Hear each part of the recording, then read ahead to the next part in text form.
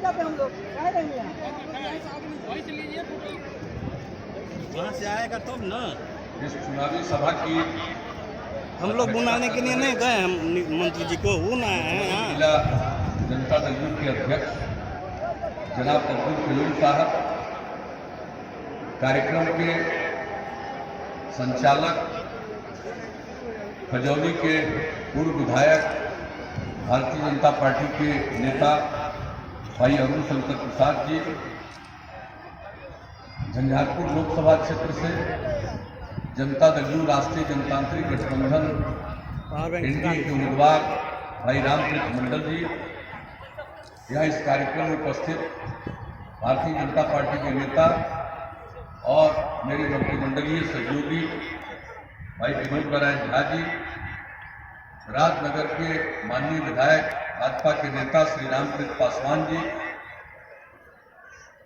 पूर्व मंत्री बिहार विधान परिषद के सदस्य जनता दल यूथ के नेता श्री राम लखन राम रमन जी, बिहार विधान जी, भारतीय जनता पार्टी के यहाँ उपस्थित नेतागण जनाब श्री भोगेंद्र ठाकुर जी, हरिश्चंद्र शर्मा जी, विनोद प्रसाद जी, शंकर झा जी, जितेंद्र ठाकुर जी, संजय महतो जी, राम प्रवेश ठाकुर जी,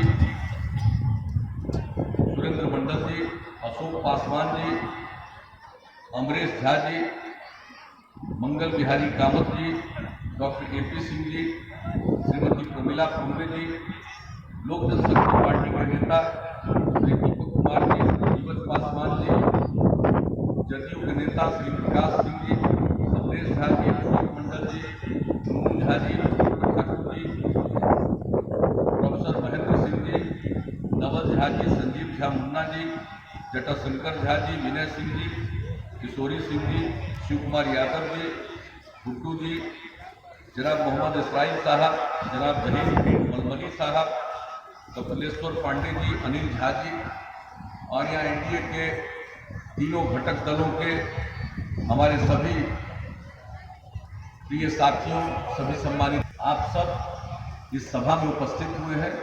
मैं आप सबको हृदय से धन्यवाद देता हूं और आपका इस कार्यक्रम में मैं अभिनंदन करता हूं। हमारे साथियों ने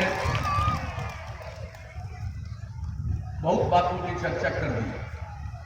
हम लोग तो आपके बीच में आए हैं इस चुनाव में आपसे आग्रह कर रहे हैं कि आप अपना निर्णय काम के आधार पर करें।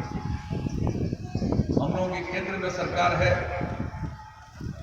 माननीय नरेंद्र भाई मोदी जी के नेतृत्व में, और जो देश के लिए उन्होंने काम किया है, देश की इज्जत बढ़ाई है, देश की प्रतिष्ठा बढ़ी है, देश का विकास हुआ है, और जिस प्रकार से आतंकवाद का जवाब उन्होंने दिया है, उससे देश के हर नागरिक का मान और शान बढ़ा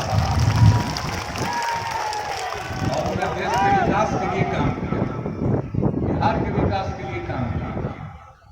और मैं आपको बताना चाहता हूं कि जो गरीब गुरबा तबका है, अब गरीब परिवारों में किस तरह से हमारी बहनों को, महिलाओं को धुआं झेलना पड़ता है खाना बनाने में, चाहे गोईठा पर बनावे, लकड़ी में बनावे, किस परिस्थिति में लोगों को झेलना पड़ता था, और उससे छुटकारा दिलाने के लिए उन्होंने गरीब परिवारों को रसोई गैस की उपलब्धता के लिए प्रधानमंत्री उज्ज्वला योजना चलाई और बड़े पैमाने पर लोगों को रसोई गैस उपलब्ध हो गया, जिसके चलते अब आग को धुआं से ज्यादातर परिवारों को बचत हुई। कोई मामूली बात नहीं। फिर उन्होंने आयुष्मान भारत योजना की शुरुआत कराई। अब इसमें जो गरीब परिवार है, उस गरीब परिवार को अपने इलाज के लिए, आप जानते हैं लोगों को इलाज के लिए कितना पैसा खर्च करना पड़ता है, तो उन्होंने अपने इलाज के लिए जो पैसा खर्च करना पड़ता है, उसमें सहायता देने के लिए उन्होंने इस योजना को प्रारंभ किया है, और प्रत्येक परिवार को 1 साल में 5 लाख रुपए की मदद मिलेगी। तो ये साधारण बात नहीं है, सब लोगों की सूची बन गई और उसके आधार पर योजना का क्रियान्वयन शुरू हो गया।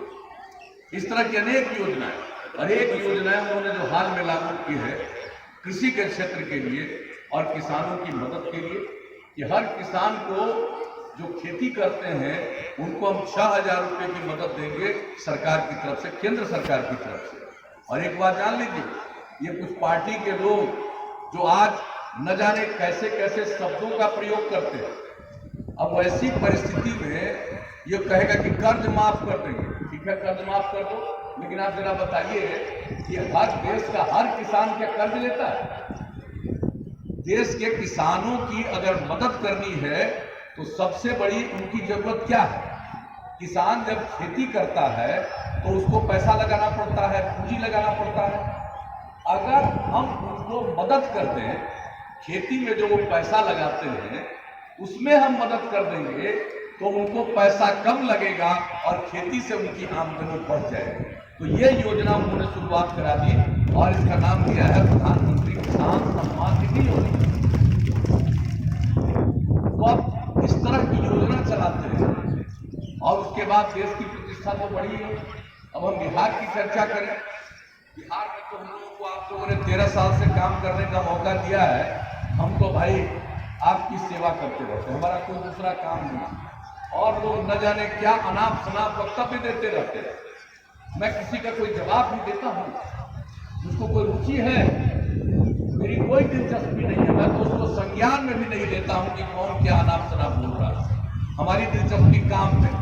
और आप जानते हैं इस देश के महान समाजवादी नेता लोहिया जी सारे कांग्रेस के विरोध में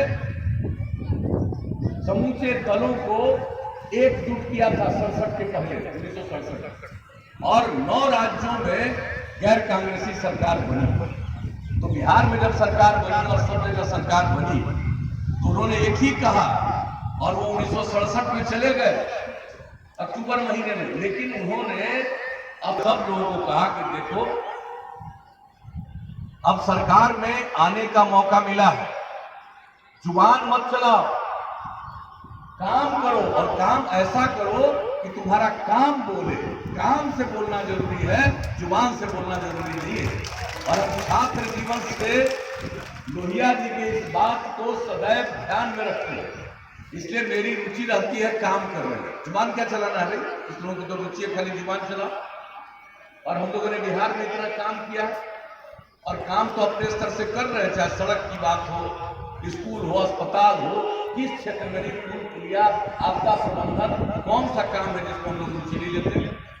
हमने तय कर दिया है कि बिहार के जो दूर दराज के इलाके हैं वहां से भी चलकर राजधानी पटना